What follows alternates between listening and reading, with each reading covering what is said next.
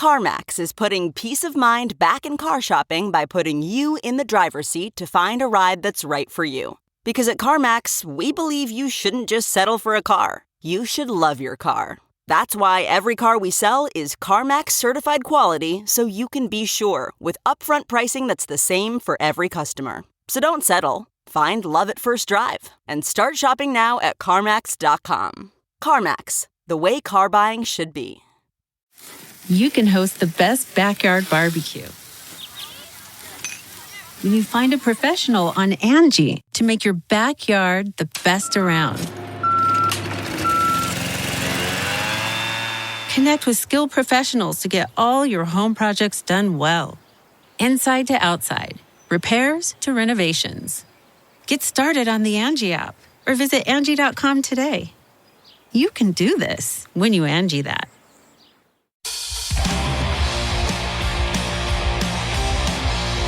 This is Full Change with Tom Laidlaw.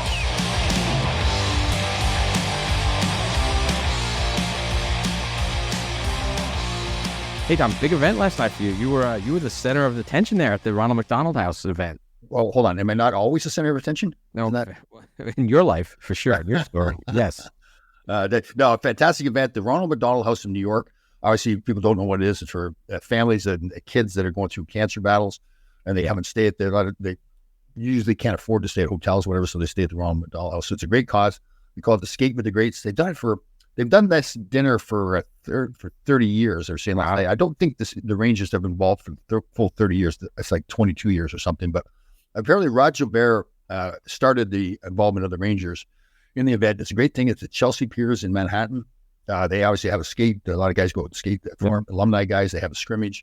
And then they have a great dinner after with an auction, introduce all the players. So I've been fortunate. I think it's 4 years in a row now. I've been asked to be the MC. So you're the MC, but let's just go back. So you used to play in this, right?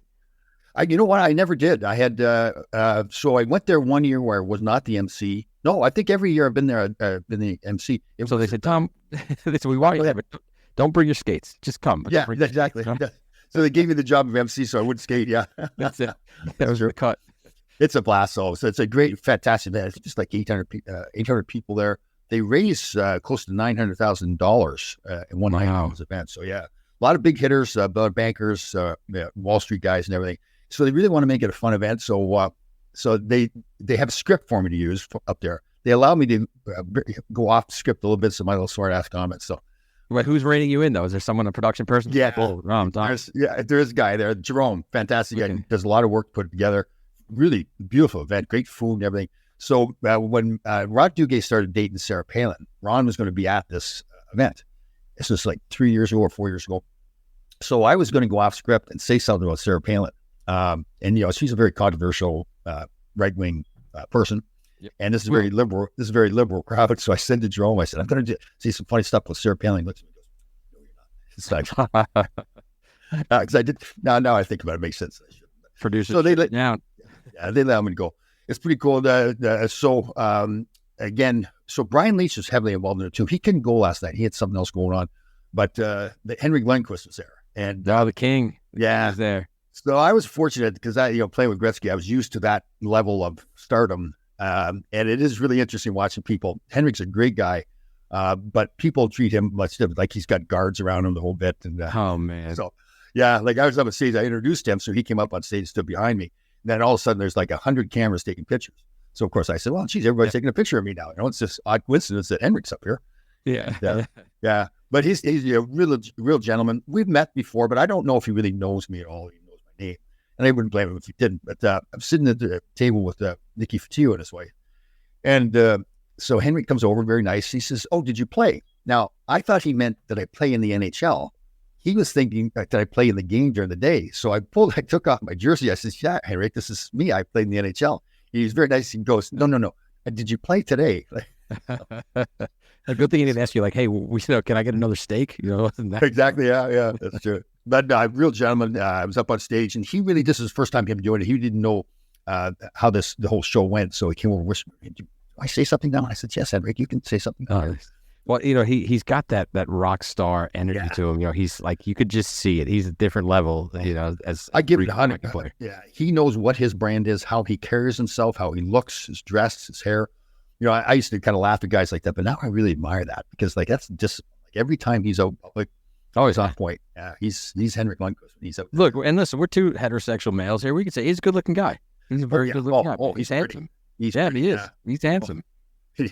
And he does put work into it, but I still think he's like that naturally handsome guy too. And again, you're right. It's like, the way he carries himself too, that classy kind of guy and everything. So it's almost like that politician's air, but kind of just genuine. But yeah, you can see the guy's a rock star, man. He really is. And so this event, anybody who wants to go like next year, you should get tickets for it.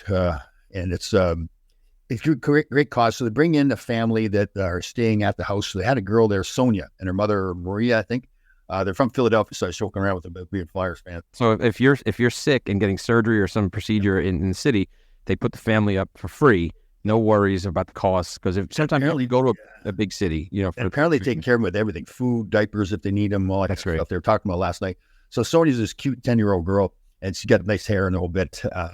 So I said to her, I said, listen, I'm not happy with you. You've got all that hair in your head, and I got nothing on my head. And so she was really warming up. She got up and spoke too for a 10-year-old to get up to speak. Yeah, very cool. They got a little stand to go at the podium there, the whole bit, and she was not shy.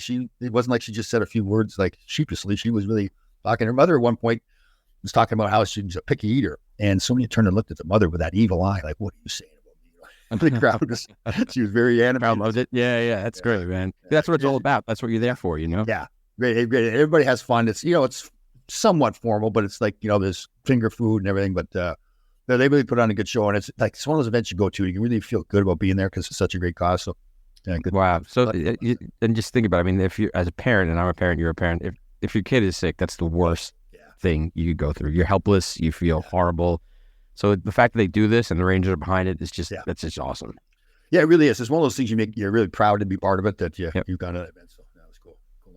And the MC came through again 4 years in a row. It's a heavy burden that I have to carry. But, I do it for the people. Well, you like talking because you have this podcast. You have about 17 Facebook shows you do. And it's funny. I know it's funny because you've seen it a couple of times where we have guests on and they're good speakers and they're speaking. Like I'm just sitting there, I want to talk. It's okay to listen sometimes, though, Thomas. It's okay to listen. There's a reason. There's an old saying is there's a reason why I have 2 ears and one mouth. Right. I just haven't figured that out yet. There's a reason why you have a 4-minute timer set on your phone, too. I've gone past that a few times. I'm getting a little bit better. You have. You absolutely have. Yeah. And today we're going to talk with Dave Scatchard from the Islanders, who it's going to be a fascinating interview. I think people love this one. Yeah, I love these ones where I've never met him before. Watched him as a player, really admired him. He was that grinder, fighter. Fought everybody. Everybody. Yeah, he always looked like that kind of guy that everybody's want to be a teammate with him. That great guy. So I'm looking forward to this, definitely. Yes, this will be a good one. So enjoy Full Change Podcast today with Dave Scatchard.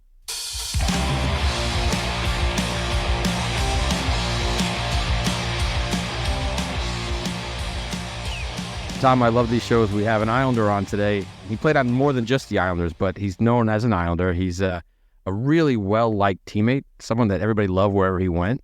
He's got a book out called The Comeback. And today we have, and he's got some famous friends too, Tony Robbins among them. So today we have on number 38, Dave Scatchard. You had to start with the Islander thing though, right? You start with the Islanders right off the bat, right? Stir the pot. You have to. Yeah. Well, thanks for having me, guys. It's a pleasure and an honor to be on your show. And Tom, I've been a fan of yours when you played, and then surprisingly, I'm a massive Survivor fan. Oh, really? I told my wife yesterday, it was hilarious because we always joke around about me applying, and I said, you know what? Like the last couple of Survivors, people quit early, and I'm just like, you know what? That's a joke. Like, put me on that show. I'll go till my legs fall off, my teeth will be missing. Like, put me on that show, and I'm like, I'm making a video. So you should. Did you make a video? I did. I made a casting video, and I said, listen, guys, I love the show, but some of these people you guys are casting, they're kind of soft, and they're just quitting on you guys. And I said, put some strong masculine in there. Let me go. Let me run it. Nice. See, that's what they want too. They want people with the personality like that too that are going to step up. Yeah. Listen, Tom, I've had dreams constantly about being on this show, and it's like, I can't turn it off. My wife's like, I don't want you going on that show. And I'm like, listen, I don't know why. I'm supposed to be on the show.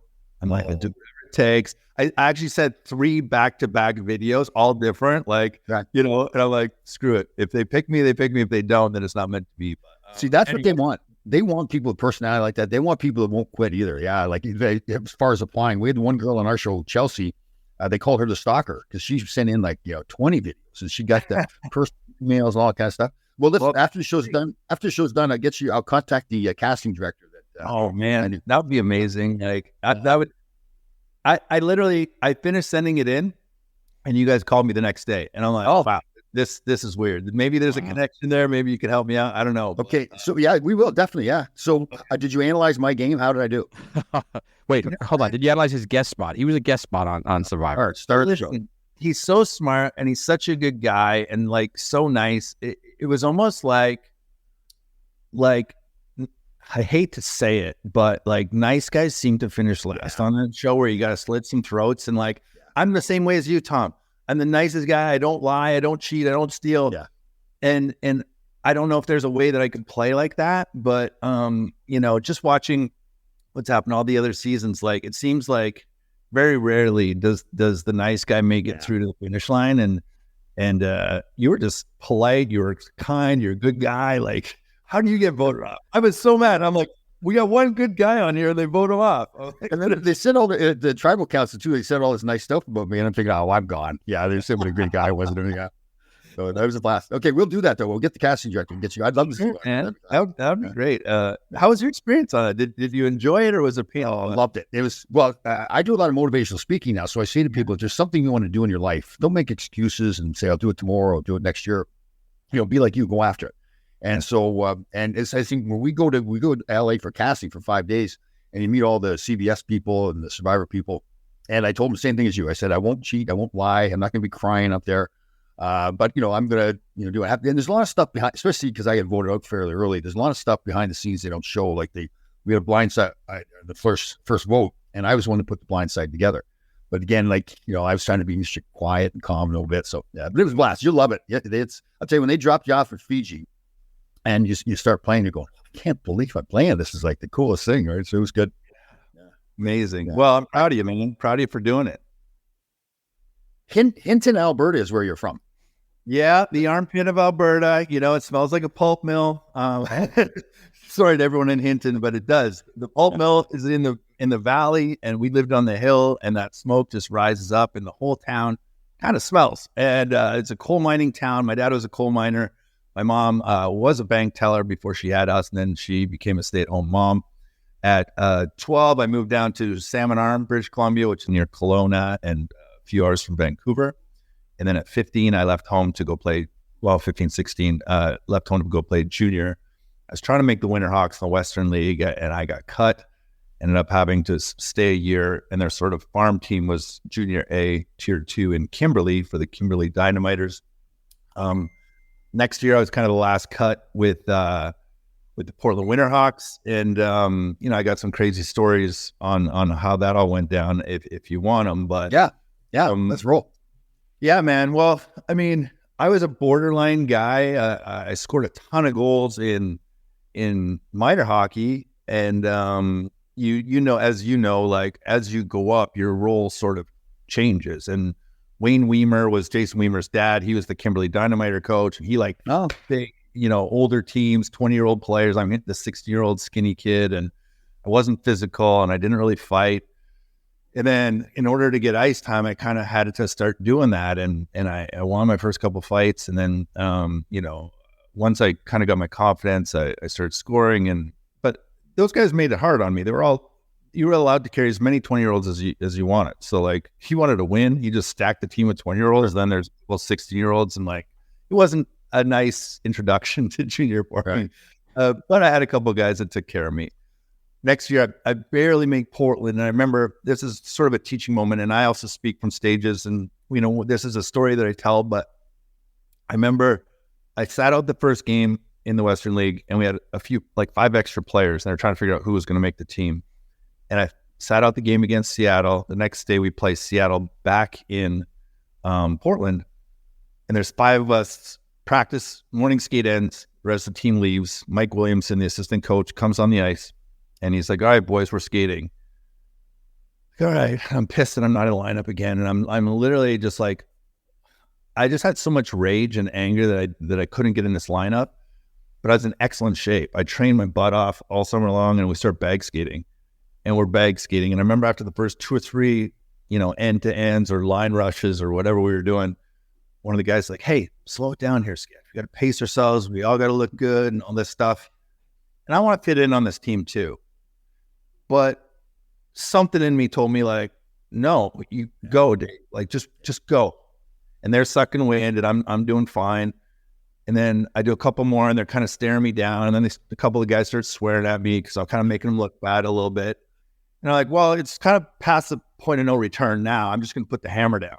Yeah. And I started lapping guys. I was like end to end, side to side, boards to boards. It was the hardest bag skate I've ever done in my whole career.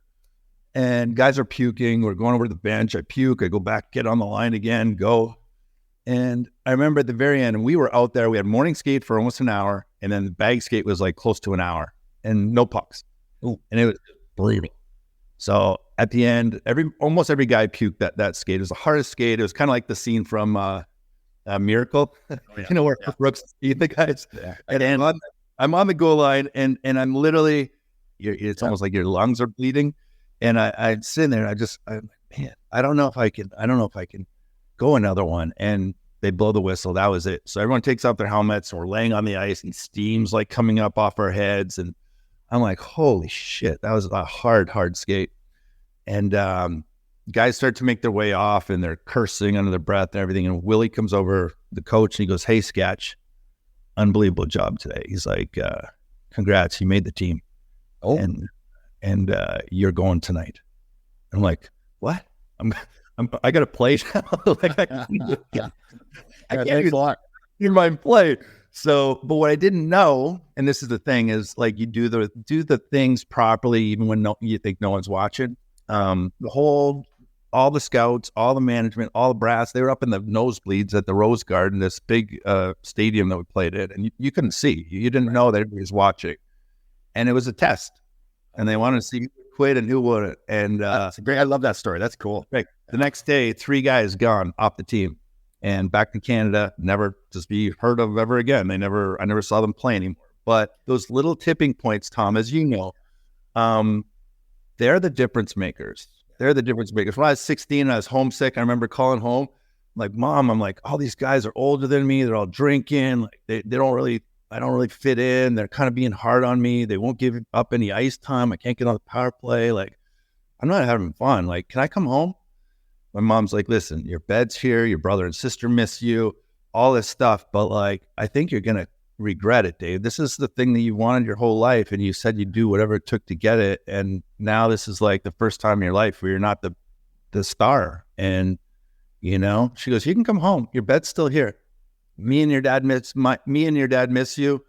But I think you should think about it for a night." And I thought about it the next day, and I'm like, you know what, man? They're not going to stop me. I'm like, I'm going to work so hard that there's no way they can stop me. There's no way I won't make the team. There's no way they can't play me. If I just bust my ass so hard, and I'm the hardest working guy, and I'm the first guy at the rink, last guy to leave, literally just I'm not as skilled as some of these older players, but like I can figure that out, and I'll shoot extra pucks. And like I made a promise to myself about all these things that I was going to do. And I kept it, Tom. And that's I get emotional, but like, it's like, yeah, go. If I would have quit, and like none of this, I'm sitting at a 10,000 square foot house in Scottsdale, Arizona. I have everything that I could ever want in my life. I get to teach and help other people now and share my stories on what it takes and that sort of pro mentality to like go to the next level. And it's like, there's all these points where I saw other guys it feels like it's too much and you want to quit. And then you got to fucking push one more time and then one more time and one more time. And it never gets easy. We're always pushing, right? But it's like when you start to make that the way that you are, that's how you operate. And then somehow you figure out a way to win. And it's like, don't you think a lot of it is your background growing up, the way you did, your father being the iron guy and all that, working? Yeah, man. My dad in the coal mines, like my dad started off as a PE teacher and the money wasn't very good. And he went into coal mining and money still wasn't very good.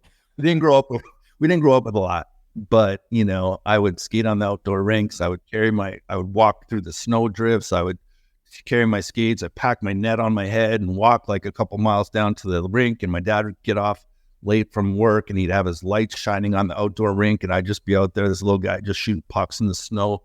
And like, I didn't realize it, but I was building this resiliency. I was building this like strength. And then I'm like, I'm going to quit now. Like, I don't quit. And the coolest thing about my dad was I would say the craziest things like, Dad, I wonder if I could swim across that lake. And he's like, only one way to find out.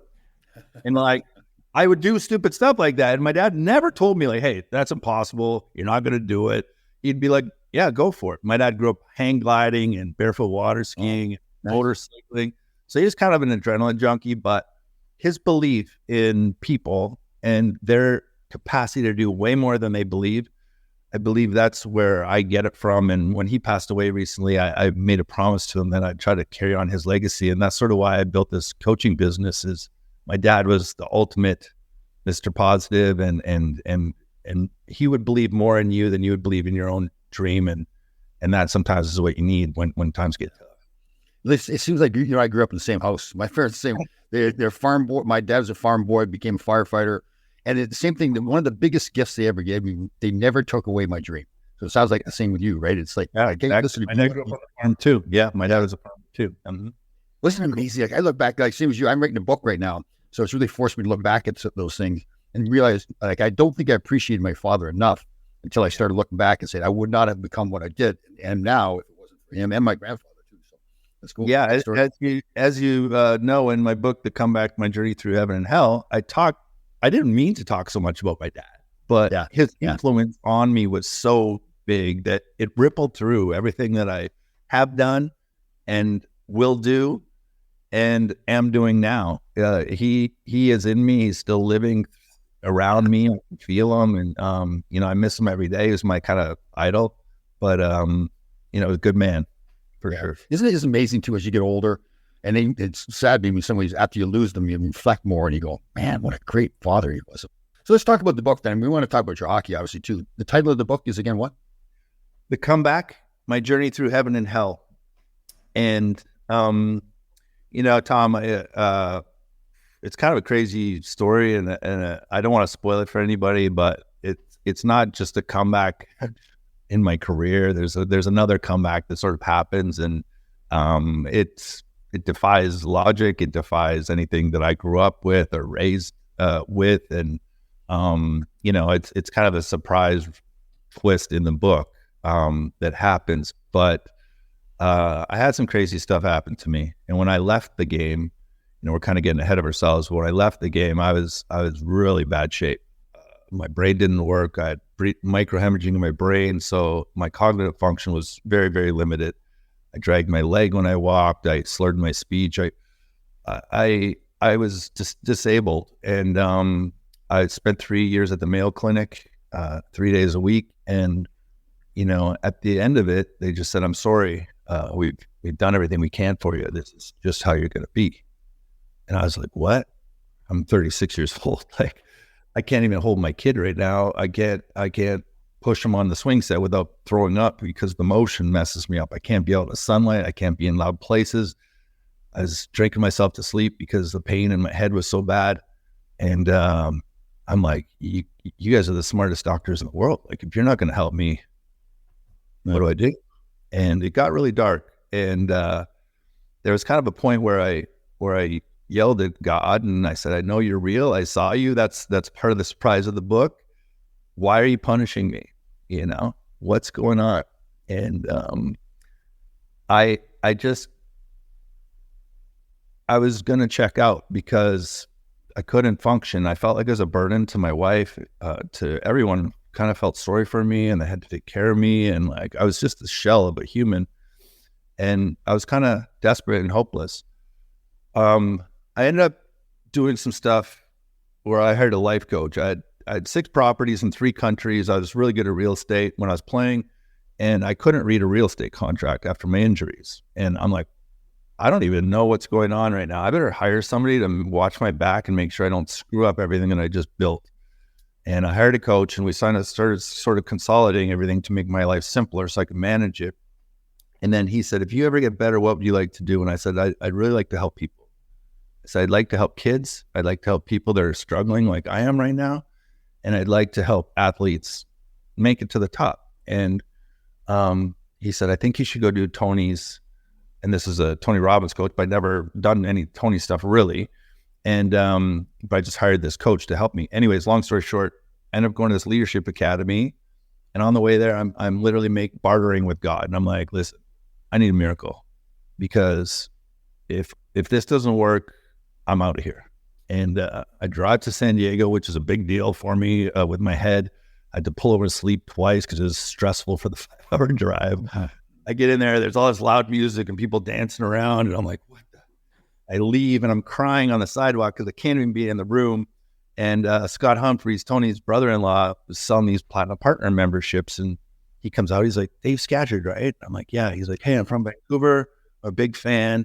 Is this your first event? I'm like, yeah. He goes, listen, what's going on? I just said, listen, I can't handle this. And he goes, well, you're not in the back guy. You're a front row guy. So I'm going to give you front row seats for this whole thing and put you with the Platinum Partners for all these really successful people who are trying to get to the next level. Anyways, long story short, I have a couple miracles happen there.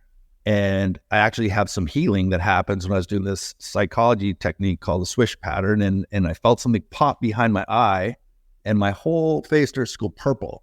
And my trainer comes running over because it looks like I'm having a freaking aneurysm. And he's like, are you okay? Yeah, man, like something released. And over the next couple of days, I talk about it a lot in the book, but over the next couple of days, a couple of other miracles happened where I literally knew I was going to heal. And it was like, wow. And I said, if I can and the funny thing is, Tony doesn't even teach it. Tony doesn't even show up. I was so mad. I go there to see Tony Robbins. He doesn't even teach it. So I said, wow, whatever this guy's doing, if he's not even here and I got these results, what would happen if I went and invested $100,000 to go do this thing? So I did that. A Platinum Partner. I toured around the world for 2 years chasing Tony everywhere he went, and I could do every event included in that, and plus some private stuff. And then he would introduce me to other people, energy workers and shaman and monks and healers. And I was just like stroking checks. Tom, I spent over $1 million learning from all of these weirdos all over the world and trying to get them to work on me and work on my energy in my head and my brain. And I took little gold nuggets from each of them and their practices, and the light started to come back on, man. I tried everything. I became a vegan for a while. I literally changed everything about my life and my mindset, and the light started to come back on. And I started showing other people how to do it. And what I realized was I gathered all this stuff over the last 2, 3, 4 years of training with these people that was just in me. And when people would step into my office, and at first I started with athletes, then I went to entrepreneurs, but now I coach like all kinds of people. But the funny thing is, when I don't have an answer, it just sort of like comes, and it's one of the things of the fabric that made this man. Like I had to rebuild this guy because the other guy wasn't going to make it. And I'm just grateful, man. I'm grateful to God. I have miracles. I'm grateful to Tony. I'm grateful to all these amazing people that helped me. But I'm through it now. And that was, the injury happened 11, 12 years ago, but it took probably 4 years to get my feet back under me where I could function. Like, see, I didn't realize that at all, that you got through that. Wow, that's incredible. Do you know Riley Cote? Yeah. You ever talked to him? No, I haven't talked to Riley. He's doing some, is he into the like psilocybin and stuff like that? Yeah, but a lot of the same beliefs about life that you have, like very spiritual and everything. We had him on the show. He was fantastic, just like you. Listening to the stories about the things he's gone through and how he healed himself. So we'll put you guys together. I think you guys enjoy talking to each other. Yeah, amazing. And one of my goals this year is to get a podcast going, and I've got this beautiful collection. I was filming this thing called Hockey Star Secrets, and I went around the NHL and filmed mostly like guys that were leaving the game, JR and all these guys, but I had 24 interviews packaged. I was trying to sell it to Netflix, and they didn't want it. They said it was too positive. So they wanted Tiger King and stuff, So I've got all this stuff, and I'd like to package it and release it probably as a pod, but the business has been going so nuts that I haven't had a chance to, but I almost need to just hire somebody and have them What makes a life a good one? Is it the adventure you have? Or the friends you find along the way? Maybe it's pursuing your passion while striving to protect, defend, and save what you believe in every single day. So, what makes a life a good one? In the Coast Guard, we think it's all of the above and more, but you'll have to find out for yourself. Visit gocoastguard.com to learn more. Delve into the shadows of the mind with Sleeping Dogs, a gripping murder mystery starring Academy Award winner Russell Crowe. Now available on digital. Crowe portrays an ex-homicide detective unraveling a brutal murder he can't recall. Uncovering secrets from his past, he learns a chilling truth. It's best to let sleeping dogs lie. Visit sleepingdogsmovie.com/Wondery to watch Sleeping Dogs, now on digital. That's sleepingdogsmovie.com/Wondery. Yeah, we've done how many shows have we done now? Tom, it's like 90 shows? Just about 100 now, yeah. 100 shows. It's amazing, some of the stories. Like your story right now was just fantastic. I didn't know you'd gone through that stuff at all. We've had a few guys, and they're very open talking about it too. A lot of guys tried to commit suicide, like Malarchuk and Richie Pilon, and I had a former teammate of mine, Mike Allison. He's a great guy. And I had a great relationship with Herb Brooks, and Mike started talking about how he contemplated suicide because of Herb Brooks. And wow. Yeah, it's really a unique view now looking back at the game. Tom's a big hockey fan, and after the first probably 20, less than that, he turned and looked at me like, wow, you guys are messed up. Like the stuff we go through to play. I'm sure you feel the same way. It's great. You know what? It's kind of a weird thing, and this is sort of one of the revelations that came to me was like for me to go fight, and I wasn't a heavyweight, but like I'd fight anybody, and I was kind of middleweight, and I kind of got put into that role, but that's not my nature. Yeah. And I kind of had to, I started visualizing like how many times I'd put on armor. Like the first time my dad spanked me, the first time a girl broke my heart, the first time I got cheated on, the first time that I got lied to, the first time I got taken advantage of, the first time I had to go fight. And the little shell, like David, the little angel kid, he got buried under a lot of layers of armor. Yeah. And I didn't start to heal truly until I removed a lot of those layers and I got back to like my authentic soul. And, it's funny for me to be talking this way because I didn't grow up within the church or religion or spirituality, none of it, but it found me and it was part of my healing journey. So I talk about it openly now. And like, I think we're like soldiers, like these kids off the farm that go off and fight and kill people in other countries and stuff. Like that's not normal human behavior. So they have to shut it off. Otherwise it hurts like too much. They can't, they couldn't do that job if they let themselves really feel. So then eventually you just shut off like your essence really. And I could run through a wall, Tom. I could run through a wall. I could fight anybody. I could play through broken bones, missing teeth, broken, whatever. But I couldn't really feel anything. Yeah, I know. Right? And it's messed up. And like, I love the game. And I don't know if I could have played the other way. Maybe I could have. And like, listen, there's pieces of that armor that are super valuable. Discipline, focus, commitment, determination, relentlessness, resiliency. All those things are amazing. But there's also some pieces that I would take out of that now if I were to do it again. And I would try to stay authentically me and actually be able to communicate if I'm hurt or if I'm scared or if I'm, I know. And I hear you, but that was I hear you and I agree 100%. But I remember back playing how I felt about playing. I wasn't going to tell anybody my feelings. Right? I know. Me neither. You don't want to seem like a birdie. You don't want to see a crybaby. You don't want to seem. Yeah. And my dad, like farm boy, like, hey, like, boys don't cry. Like, okay, I'll never cry. Don't be a pussy. Like, all these things, right? And it's like, I love my dad. My dad was extremely hard on me, but he was fair. But I have a standard of excellence and belief about how you're supposed to treat people. And I think that those are all wonderful things, but also like there's certain things that I'm like, man, looking back on it, I don't know if that was good for me or bad for me. It created the man now. You say thing with you, like, that's why you're so special. you do have that ability to go hard and go deep if you want to. But also, I think like doing the show actually probably gives you a little bit of flexibility to really show your other side. Yeah, and like you, I didn't want anybody to see that other side before. Right, I know. I probably didn't even know it was there, to be honest with you. Right? It's just like me too. I forgot. We're still waiting, Dave. We're still waiting for Tom to show us. Well, I like you. I really admire. I look back at my life, everything in my life. I've made so many mistakes, tons of mistakes.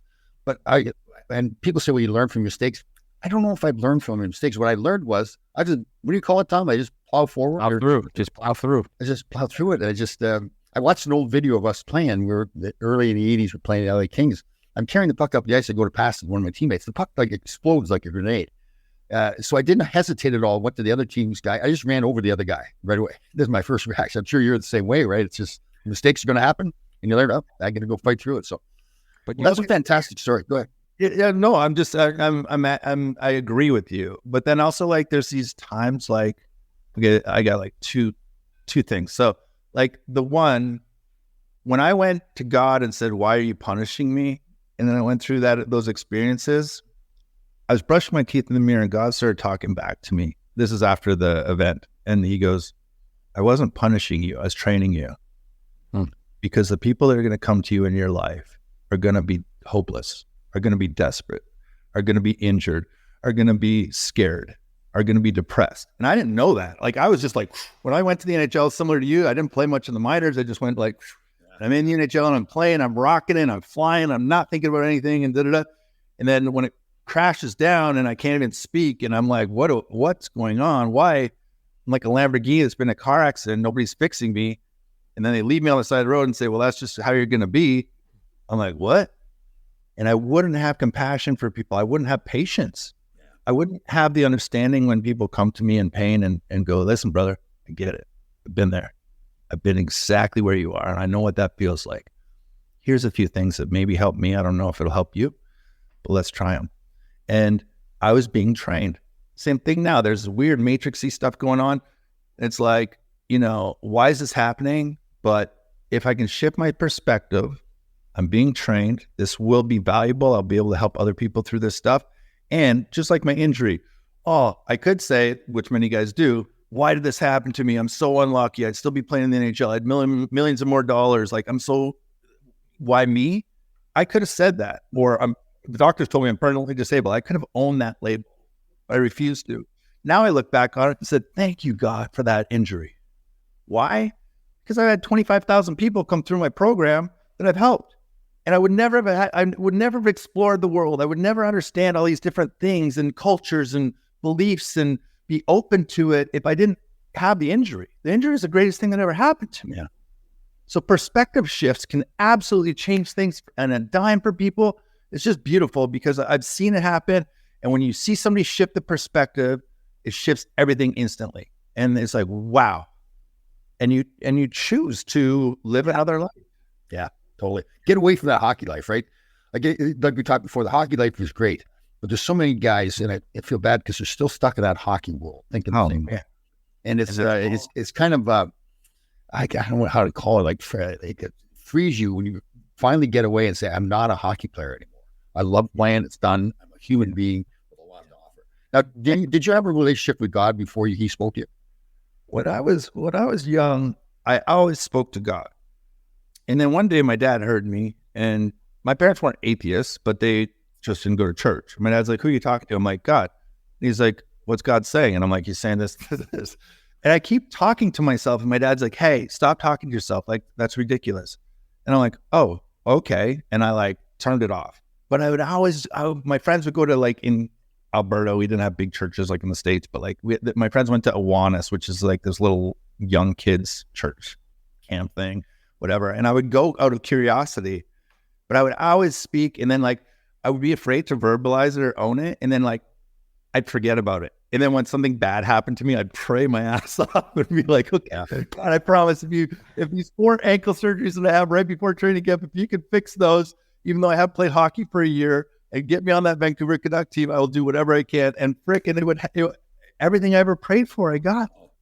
And, that's another funny story is like I played a little bit in the minors, 20-something games. And then they found holes in my heels. And after my draft, I was drafted in the second round. Actually, that's a whole nother story. But drafted. We're gonna have to do a few shows with you. It's not gonna be enough. Right. So they find these holes in my heels, and they're like, "Dude, you have eggshells in your heels. They'll shatter at any moment. We got to get you to Vancouver. We got to figure out how to fix this." So I go to Vancouver. They're like, "We've never seen anything like this. This is like 1 in a million." I'm like, "Oh, great." So they take bone off my hip. They stick it in one of my feet. They find out that it's in both my feet. So they got to do it again. So they do the surgery over again. This is like in December, January. They take more bone off my hip. Still not enough. So they do another surgery. They take donor bone, a whole lady's pelvis. They grind it up. That's why I'm touching my feminine side. Fill in the holes. It's like cement. They fill in the holes. And like, okay, finally I can like start work. Like I'm doing upper body. I remember I bench press 225 31 times at training camp. Oh, nice. I had crazy numbers, but my legs were like this. So anyways, I couldn't skate. And then I'm living at the Rosedale and Robson Street. The bellman's bringing me my food. I got to crawl on my hands and knees to go to the bathroom. Like it was the worst time of my life. I was completely alone. I wasn't part of the Canucks. I wasn't part of the Syracuse Crunch. I'm sitting in the hyperbaric chamber every day. I think that did speed up my healing. And I'm just about to get ready to like start skating again. This is like maybe like June. And they did an x-ray and they're like, "Oh my God, Dave, the right one, we got to do over again. We only got half of it." Come on. So I'm like, there's no way I'm playing hockey this year, or never mind making the Canucks. And they drill into my foot, they do the thing, and I got one leg. I'm doing one leg extensions, I'm doing one legged squats on my left leg, like whatever I could do to try to build my body. I go into training camp and Ron Galarm goes, he was the scout, and I said, "Ronnie," I go, "do I have a shot of making this team?" He goes, "Listen, we got Messier, Bure, Linden, McGillney, Jelena, like we got like a stacked team, but we need some guys to get them on the power play. So if you can run around, smoke guys, protect these guys, fight for them, cause chaos out there and kill penalties and block shots and win face-offs, you might have a shot." I go, Sounds like yeah. So I go, "You point them out and I'll go knock them down." My first training camp, I absolutely just almost kill Pavel Bure. The best hit I've ever done in my life, and Pavel never got hit. And he's going Mach 10 this way. I'm on the other team. I'm going Mach 10 this way. I hit him. You know one of those hits where you don't feel anything? Oh, yeah. And he went right through my legs, and he's on his back like this. And we're in Whistler for training camp, and the whole crowd is like silent. They're like, "Oh my God." And he's not moving. Gino comes over to me, and I'm like, "All right, I'm fighting Gino for sure." Oh, and he's like, "Hey, you can't hit Pavel like that." And I'm like, "So sorry. I didn't think I could." So anyways, Pavel gets up. He's okay. Next morning, I wake up. Pat Quinn comes up to me. He goes, "Get over here, kid." He goes, "Hey, I've never seen him get hit like that. That's amazing." Like he's like, "Yeah, that he's like, there you go. You're centering him and Gino today." Oh, I went over and I was their centerman, and then I got a hat trick. So actually, wait, I got 2 goals in the inter squad game, and then a guy's skate cuts my wrist. So I'm like, "Oh, I gotta get sewed up." So I'm getting sewed up by Mike Bernstein. Bernie goes, "Hey, like just take your time. It's training camp. You don't have to go back out there." I'm like, "No, Bernie, I got a chance for a hat trick." He's like, "Are you serious?" McGillney's laughing. These young kids, you know. Yeah. I get back out there. I go get the hat trick, and now like I'm actually like kind of got a shot, you know. And next thing you know, I'm on a plane to Japan. That's our first NHL game, and Messi is my roommate. And I'm like, I looked up to Mess my whole life. We hinting Alberta, you know. And Mess is my roommate, and he kind of was like mentoring me. And that was the first game ever outside the U.S. And that was when Paul Kariya was trying to sign his deal, so they thought they'd have him in Japan, and Canucks versus Anaheim.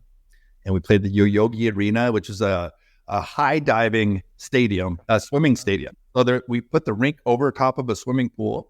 There were high diving boards behind the nets, and the crowd didn't know who to cheer for. They just cheered for like anybody. So, anyways, it's a great way to. Oh, and same thing, man. I was a healthy scratch the first game. And I'm like, shoot. And we're carrying extra players. And I'm like, I might not make it, you know? Like I was on that pool. And Mike Sillinger is screwing around in practice with Archer Zerbe after practice. And his skate cuts Silly's calf, like pretty bad. So then I'm just minding my own business. And one of the coaches comes over. He goes, "Hey, bud, you're going tonight." And I'm like, "What?" And I'm like, remember walking into the dressing room and I see number 20 Scatchard hanging out. So that's your first NHL game? Yeah. Oh, cool. So I told my parents if I ever make it, I'm flying them to wherever I am. But then it's in Japan, so I bought them a big screen. So my mom's taking pictures of the TV for my first shift. And I was skating on the ice, and I'm like, holy shit. All those bag skates, all those fights, all those weightlifting, all the training, all the being scared. It was all worth it, man. Like, I made it. And nobody can ever say that I never played. Like, all my doubters, all my haters, like, I just made it. I literally was, tears were coming down as I'm skating in front. I know. That's an incredible, that first game is unbelievable, isn't it? Because you think, I want to hear yours. Well, Here we go. Well, Tom's heard this story many times. So at training camp, at Phil Esposito, was similar to you. Phil Esposito was still playing. And remember back then, guys, the old guys didn't come to camp in shape. They did nothing all summer long. So we had a long camp twice a day.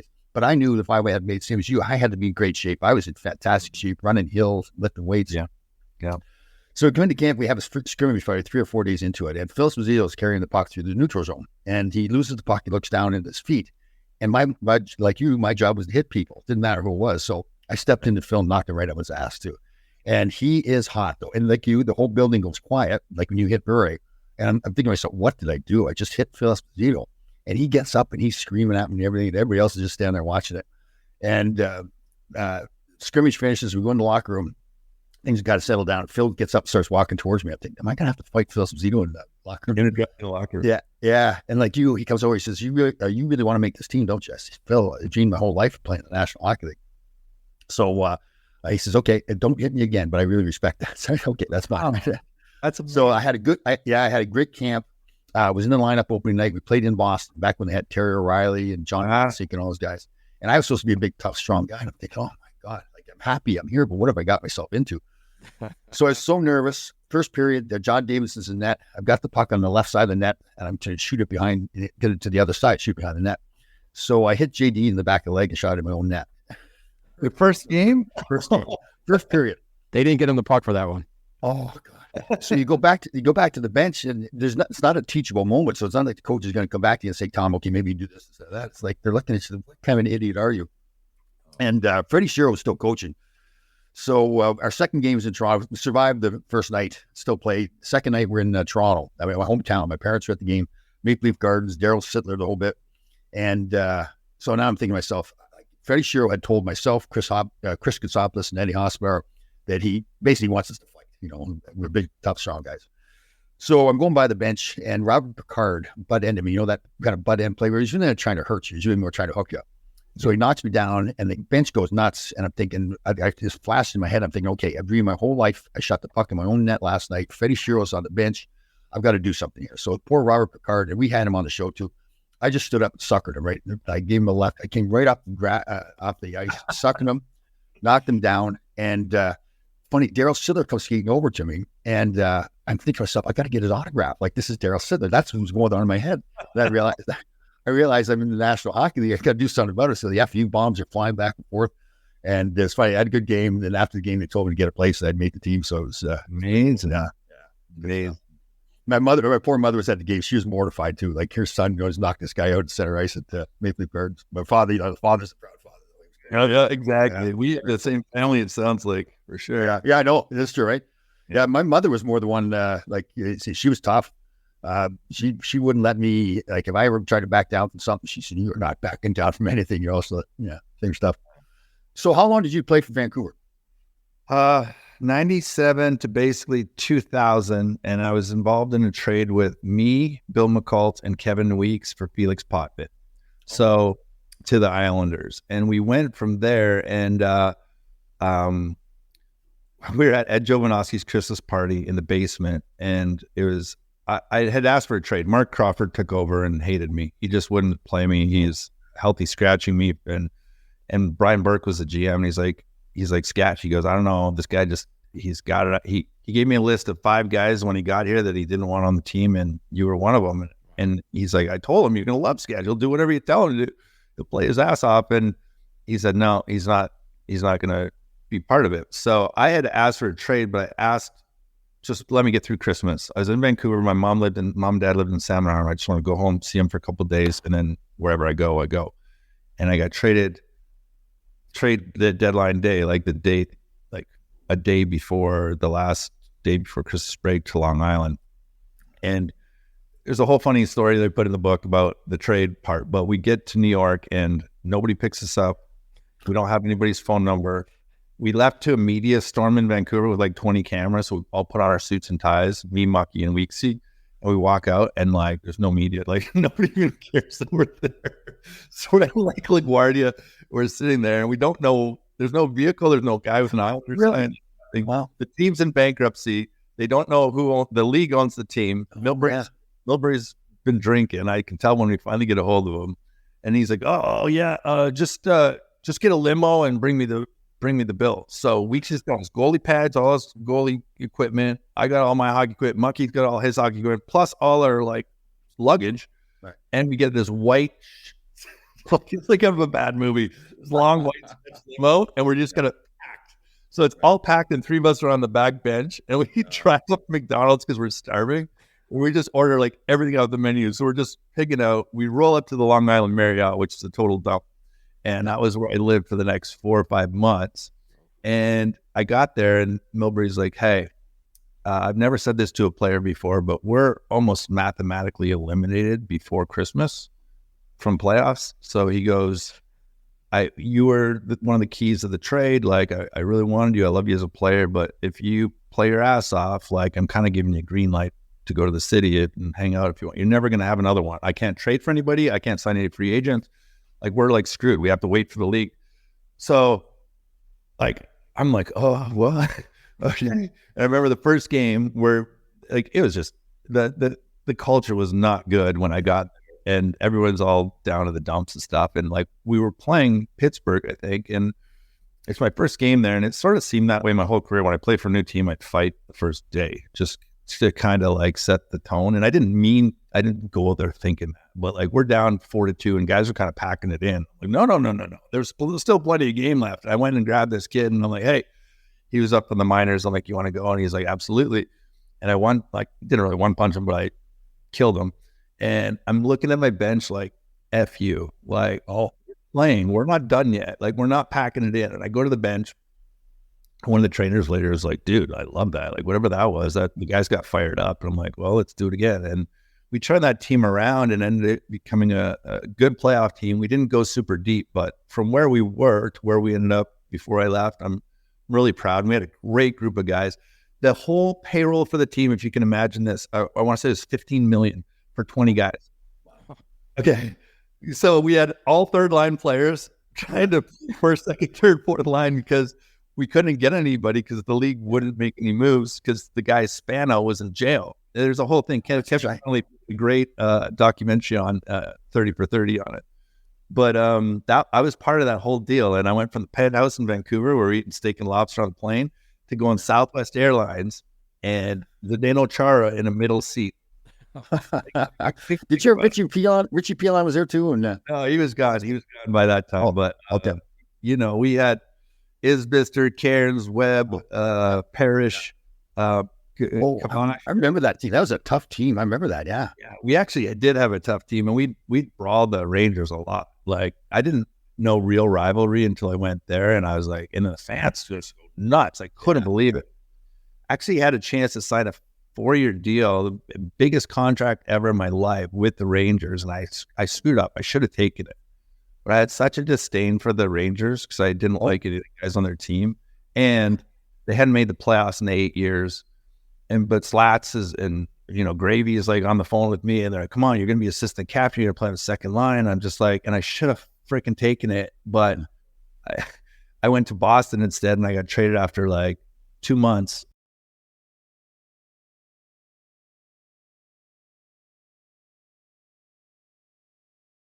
And I was living across from Tom Brady. I was infiltrating the city. I was getting the war set up. I just signed there so I could win a Stanley Cup.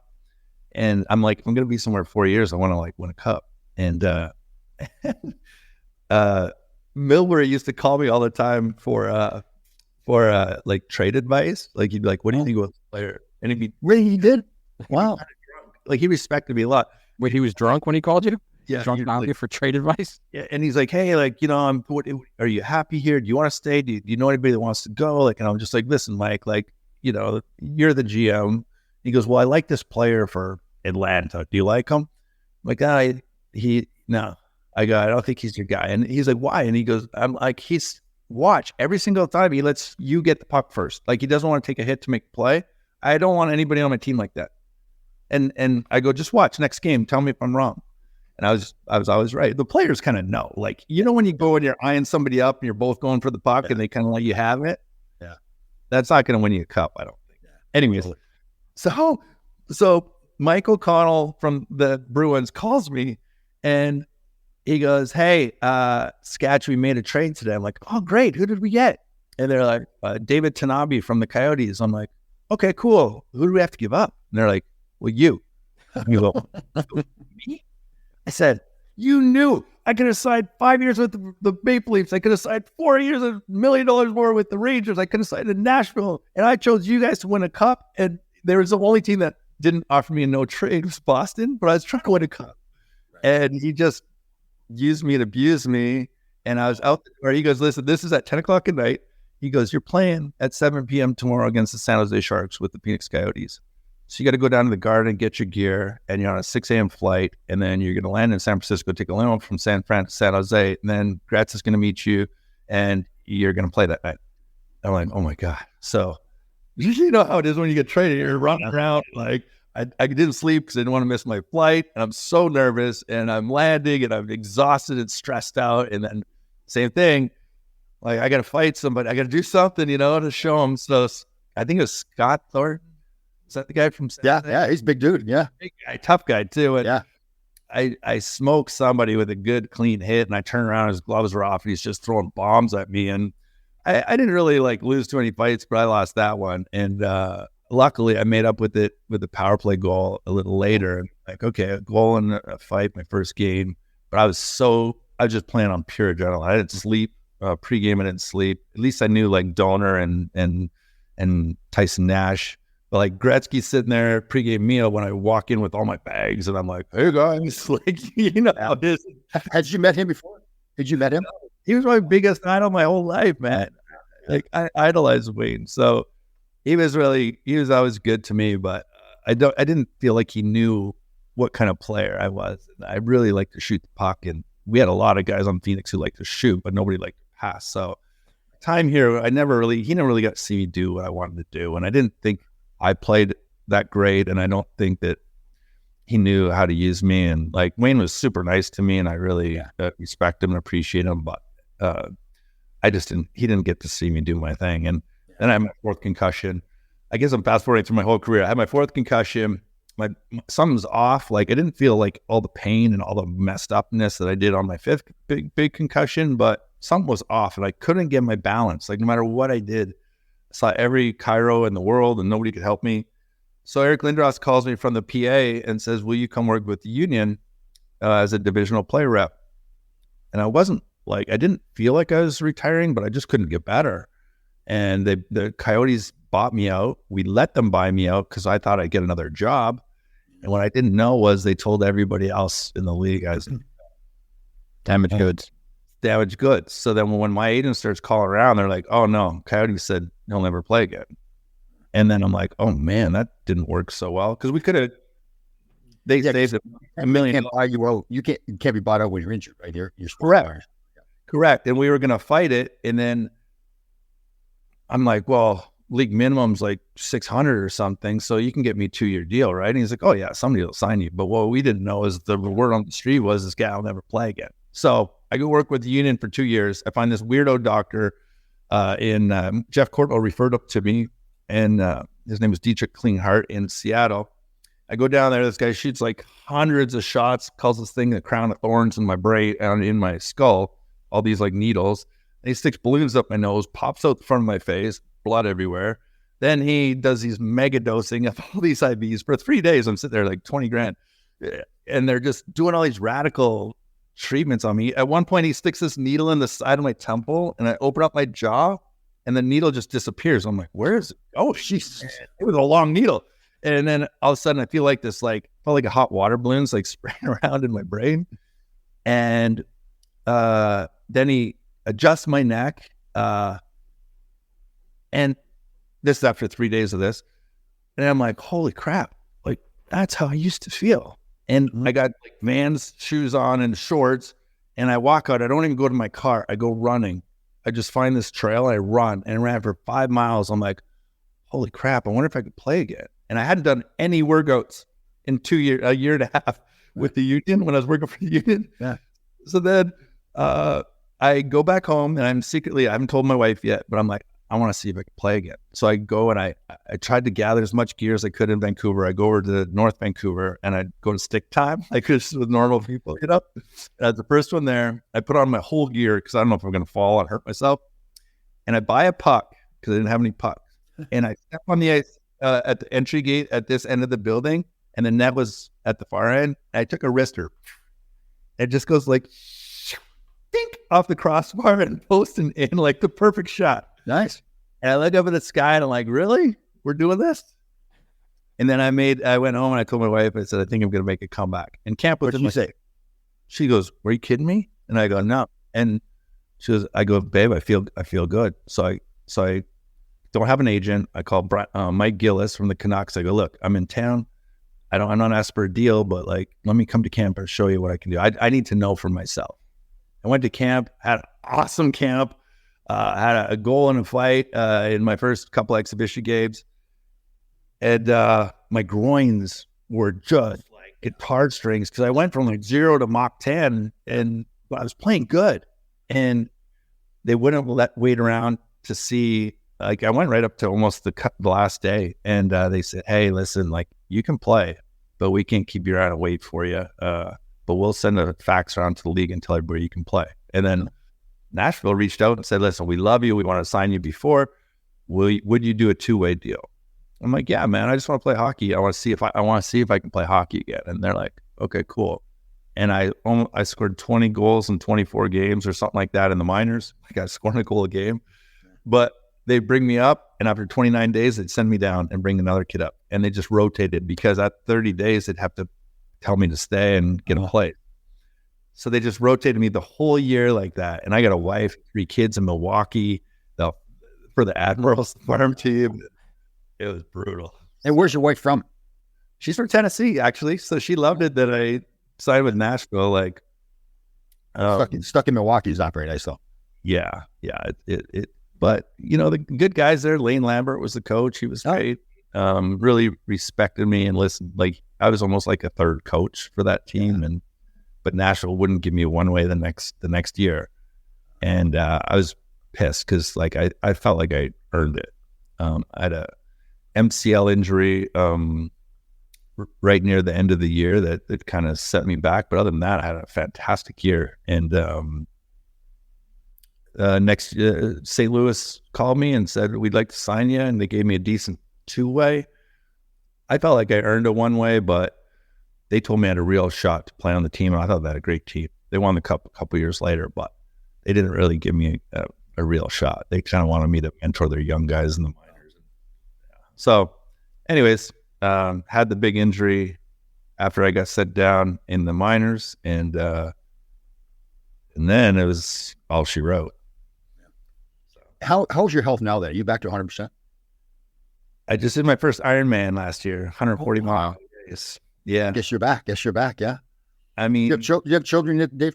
Yeah. I got a 17-year-old daughter who's getting ready to go to college next year or 2 years from now. My 15-year-old boy and 14-year-old boy. So, do you think your relationship with your father has, I guess, in some ways helped your relationship with your kids? In many ways, but also because it was so hard. Like it was so strict. I think this sort of society actually, in a way, is my belief, is I think the pendulum has swung back so far the other way, and it's so loosey-goosey, and the standards aren't really there, and everybody's just okay with the participation medals, and it's very neutral. There's a few kids out there who are just gung-ho and they're going for it. You can see it's a different kid. But like I'd say like the majority of our society, unfortunately, I feel is very neutral. And there's not a lot of drive to go get things, right? Like to work hard. And with AI and stuff like that, like there's it's going to get, when I was doing stuff with Tony in 2013, 2014 or something like 14, 15, we brought in a futurist, Peter Diamandis, and he was showing us like robotics and AI back in 2050. And they were 3D printing tracheas and body parts with your own stem cells. And he's like, look, there'll be a day in the not too distant future where you'll have a whole closet that will just be your stuff. And you need a new lung, they just take one out and put one in that's made of your own stuff. Your body doesn't reject it. They say the problem in the future, because it's going to be so much AI, is that people will be bored. Like, what do you do? And you don't need to go make as much money because let's say you need a surgery. Well, the robot's going to do the surgery. The robot can do the surgery at 4 a.m. It doesn't take any days off. It doesn't take maternity leave. It doesn't take anything. So, and it'll be more accurate than the human doctor. So in the future, costs will go down. So you don't have to make quite as much, but it's like, you're going to be bored because so much will be done for you that you're like creativity now. Like, you don't even need creativity. You can just type in AI. Yeah. Make me a photo or a video of this. And it does it. It's incredible. So, purpose, I think purpose is going to be one of the most valuable resources for people moving forward, and creating a sense of hunger to fulfill your purpose, I believe, will create the happiness. I think if you're on purpose, it's not work. You can't wait to go do the thing. Yeah. But when you're lost, you're like, what am I supposed to do? Like, yeah, I call it purpose, passion, and intent, right? Like, you have to have a purpose, put your heart into it, do it the right way. Yeah. Very cool. Yeah. Hey, do you ever look at yourself now and think back to when you played the game and say, man, I can't even believe I'm talking the way I'm talking right now, right? Oh, I can't believe I did the things I did. Like, people send me fights, like I'm fighting Martin McSorley or Chris Simon, God rest his soul, or like any of these guys. And like, I'm like, what was I doing in that ring? Because I don't belong. And thank God I was big and strong, because like I could always hang on if I started to get smoked. But like, nobody taught me how to fight. I didn't take boxing lessons. I didn't even know. But if there was a line brawl and it was Donald Brashear, Troy Crowder, and Dave Scatchard, who do you think everybody wants to grab? They want to grab me. Like, that was our fourth line in Vancouver briefly. Oh, that's it. Yeah. So like, I see Brash is still playing and fighting. Yeah. Amazing. I don't know how he could do that. But I played with some of the toughest, like, and Marty came to one of my events last year and sat on stage, and I pulled up our fight, and he's well, you were a young kid and you just asked for a shot. I'm like, actually, Marty, that's not really how it went. And I did Marty's Jason blank, and he cross-checks me. Oh, that's funny. Let's go. That's funny to tell, because one of his first games I fought him too. Do you know who he was? Oh, yeah. That's probably like my third or fourth year in the league. I was still decently tough. Went at it pretty good. And every game after that, because he couldn't play at all when he first started, so he had to fight all the time. So every time we played against him after that, he goes, Laidlaw, let's go. Laidlaw, let's go. I finally turned to him. I said, I'm not keeping you in the league. I'm done with you. Right. But I give him credit, though. He worked hard to make himself a player. Wayne says great things about Marty and how he turned himself into a player to be able to compete on that team. And Marty told an amazing story where he went into Slats' dressing room in playoffs. He said, look, you want me to be the leader of this team, or call me a leader, and you want me to go do this and fight every night? You can't Tony Robbins calling you that. Yeah, exactly. You can't, I can't be a leader if you're sitting me out. And he goes, I want to play every game. And he said he played every playoff game after that. And it's just cool to have the balls to do that, because I was maybe too nice in my career. Like, yeah, you want to be that good team. You want to be that good team guy, right? Yeah. I was all about the team. And I put even on my first chance to get a big deal on my 4-year deal, I went to try to help a team win and take a third line position. And like, I never stuck up for myself the way that I wish I would have, and known my value. But at the same time, though, Dave, don't you think that's why people respect you so much too in the game? 1,000%. And I think it kept me in the league at the beginning, because I was the total consummate team player. I didn't ever bitch about ice time. I didn't ever bitch about somebody else getting a shot. I would just go do my work, and I knew that those other people would leave and I would stay because of who I was and what I would bring to the table every day. 100%. Yeah, totally. I agree 100%. Well, listen, I had not known you before. You're a fascinating human being. Your story and the way you speak. We're going to have you on again, though. One hour is not enough. Listen, man, anytime you guys need me, I'm here. And when I get my pod fired up, I'll get you back. Absolutely. Hey, one more time, the name of your book. Yeah, the book is called The Comeback, My Journey Through Heaven and Hell. And it's out now. Yep, it's out. It can be found on Amazon. I sell it privately as well. We do speaking. I've got coaching clients all over the world. We do a lot of virtual. We have group coaching. This is what I do full time. This screen behind me, I normally have jerseys all behind me, but I was doing a big training yesterday for people. So that's why that. Is that the name of your training company, All-Star Coaching? All-Star Coaching, yeah. And what's your website, Dave? Yeah, allstarcoaching.com is the best place. And there's a little motivational piece on how to build a bulletproof mindset on there. We might be changing that out. I just put that up there temporarily. But if people want to go on there and check it out and get a little pump up and kind of get into the mind of, I try to, what's great, Tom, as you know, and probably with these interviews too, is you get to peek behind the curtain on a lot of cool people doing a lot of cool things and seeing what makes them tick. What I've tried to do is grab all the common denominators from all these people and be like, look, even though this person's in finance and this person is an online entrepreneur and this one's a pro athlete, these are all common denominators amongst everybody. And this seems to be the pattern and the habits and the routines that seem to work for these people. So why wouldn't we want to model them? It's not rocket science.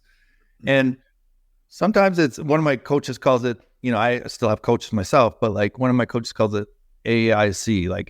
Sometimes it's just ass in chair. Sit down, put your ass in the chair and don't leave until the job's done. And people get so distracted. You got to turn on your little focus thing on your computer, right? You got to turn on your do not disturb and set a timer and say, for the next 2 hours, I'm grinding, I'm going to get this thing done. And then when you do, you feel good, you can go celebrate, and then you come back and do and keep working. But it's weird, man.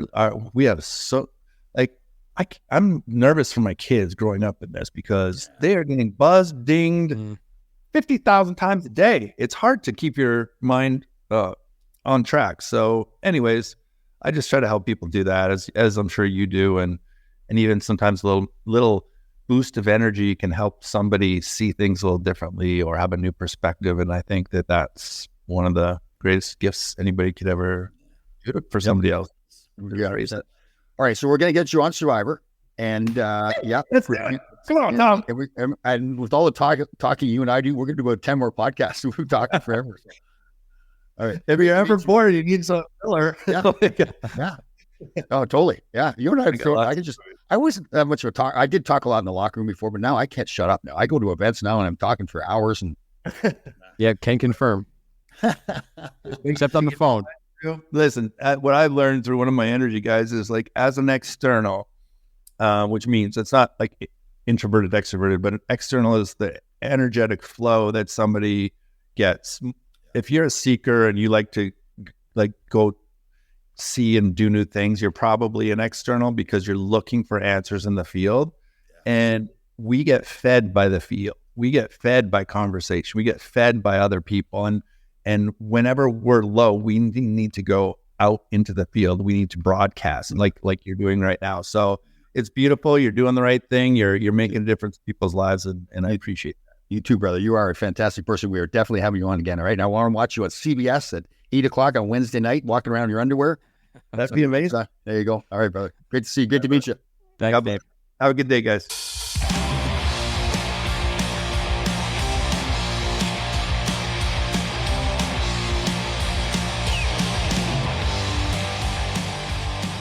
Hey, Tom, that was great. I mean, wow, what a story. What a story. He started talking. And I never met him before. And the way he was talking, the story he went through and telling us all stuff, he's a fantastic human being, man. Oh, my God. Yeah. And he said, the big thing he said was perspective shift to change his life. But he's like you in that he's all positive and he's very grateful. You purposely done that in your life. You're like, you know what? I'm going to just always be positive and I'm going to be grateful and thankful. Tell people I care. Tell people I'm glad you're in my life. That type of stuff, because that vibrates at a higher level than, the negativity for sure. It's amazing. You're right. And thank you for saying that, because it means a lot to me, because I go out in the world now, say something nice. You got to be careful about women, obviously, but, you see a nice, like an older woman or whatever, you say, yeah, beautiful. You got a great smile. It really makes a difference in the world. So you're putting this positivity out there and it's coming back to you and to other people. That's awesome. Totally. And I never knew that before. I couldn't figure that out. Now it just seems so simple. Why didn't I get that before? And maybe I was still okay with people. I mean, I was nice to them, but I wasn't going out of my way to make them feel good. And you're like that too. You're very positive with people too. Well, thank you. But I think it's, I don't know, it's energy, frequency, vibration. I don't know enough about it yet, but I do know about energy. And positive energy is infectious. You know that. You know that when someone's got bad energy, you're like, I don't really want to deal with this guy. I know, it's not true. And I think I'm more aware of that now, that I don't allow that bad energy into my life. I'm not mean about it. I'm not mad at people, but if somebody's got that bad energy, I move on. No, like Dave right there, like Dave Scatchard, you'd want to be around him because it's just positivity just flowing out of him, you know? It's like, and it was genuine. I know I've talked about this before. I love those shows when I don't know the guy. Yep. I've just seen him from a distance, and he was I was pleasantly surprised with him. Like his personality is just incredible. What a great episode, great story. And he was emotional and grateful, which was amazing. He said he was grateful to all the hard work that he had done to get to the NHL, and it choked him up. And that, when he got emotional like that, like I'm still have to work at that a little bit, where if I get emotional, I still try to fight it. Like he was good at just letting it go. He got emotional. I tried to salt and pack a little bit, but he basically let it go. So that was one. You know what though? But absolutely one of our best shows. But who gives a fuck? So be emotional. Who cares? We're not in third grade where people are going to say, "Oh, did you see that Tommy was crying?" I guess it's still not shit. You know what it is? It's interesting. It's hard about this. Yeah, I think that not like Dave. My family was a beautiful family, but there was no crying. There was no hugging. There was no telling you I love you. So I never cried at all. Like my grandmother died, I never cried. My grandfather died, I never cried. My uncle died, I never cried. And it was interesting. I got inducted to the Hall of Fame, my hometown of Brampton, and my mother was dying of cancer at the time. So, you go up and you thank your family and everybody else. So I started thinking about my mother, and I just lost it. I was like right in front of 200 people at this award ceremony. I think because I'd held it in for so long, when I finally just couldn't hold it in anymore, and it's just like, oh man, it was a sob mess. Yeah, and I don't think most people looking at me didn't know what's going on, but it was all the thanking for your mother and all that kind of stuff. And then she was one of the people, again, very fantastic mother, but she wanted me to hold in the tears. She didn't want her son crying all the time. But think about that though. Back to energy, like that's energy. You have to release energy through that emotion. Yeah. You have to get rid of it because it'll turn into stress or something worse internally. So you have to get that out. And it's good that you did, and we definitely need to do that more. But then, like Dave said, you don't want to be people like, oh, what a pussy. Look at him crying. Yeah. Well, what's funny? Like, look at Mark Messier. Like he's he cries all the time. Yeah. Nobody puts him as a pussy, right? I mean, he's right. They're like, listen, he's showing his emotion. That's strength. It's strength to have that courage. Remember? Did you ever see his speech when he got inducted to the Hall of Fame? It was longer than it's supposed to be speech, but it must have been an hour. I think he cried the whole time during the speech. He couldn't get through. He couldn't get through it. Listen, but good for him. I remember Mike Schmidt did that, and Howard Stern ran with it forever. Like he kept playing the clip of him crying about getting into the Hall of Fame, it was, I guess it was stupid, but it's like, at least when you are able to show that and have that fearlessness, that's awesome, man. And I wish I had that. Yeah. I think like, again, Mark Messier is a good example. He lived his life in a whole way that everybody said, well, he's not a baby. He's not some wussy guy. He just because he cries all the time. He's still Mark Messier, right? Yeah. And they say he wears his emotions on his sleeve. They say it's almost like a badge of honor, and that's how it should be, because that's what life is. And you know what? We live, we were born, we live, we die. So who cares what other people think, and that's so hard to get rid of. But we worry about so much stuff. I've told a story before when I got in the agent business. I still kind of living that hockey player life, like drinking beer every night. Yeah. And the players started calling me at night, and I'm thinking, geez, I'm mumbling. I can't remember what they said, so they scared me. And I didn't intend to, but I stopped drinking for 5 years. And one of my biggest concerns, and this is strange to say this, but the truth is, what are people going to think of me because I'm not drinking? And I look back like, why was I worried about what everybody else thought about me? Right. And nobody cared anyways. Like it was the weirdest thought process for me, but who cares? Just put out that positivity, be a good person. Yeah. Spread that around, and the gratitude, and that's Dave clearly does that, and he did that, and it's infectious. Oh, man, he got going. I realized, wow, what a human being he is. Yeah. Yeah, that was cool. So that was awesome, man. Great show. So, and if you like it, leave us a message, share. Apple reviews are great for us. Leave us a 5-star review, share the podcast, go on social media, and enjoy Full Change Podcast. Yeah, enjoyed that.